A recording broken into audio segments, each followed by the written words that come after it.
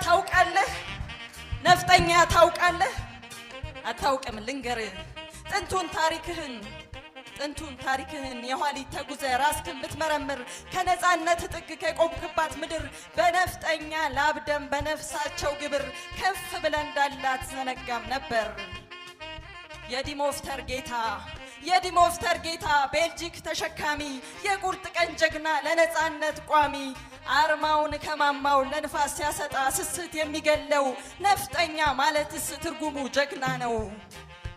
ለእግሩ እንኳን መጫሚያ ይለብሰው ሳይኖረው ለመትረየስ እሳት ራሱን የገበረው በደቃቃ ጉልበት ባልሰለጠነ ንድፍ ባልተገራ ቅኔ በሞቱ ጽፎልኝ የነፃነት ትንፋሽ ሸልሞኛል ለኔ። ደሞ ከእርሱ ወዲያ ነፍጥ አነጋገቡን ማን ደርሶ ያቅበታል? ደግሞ ከእርሱ ወዲያ ለአንድነት መዘመር ማን ይደምቅለታል?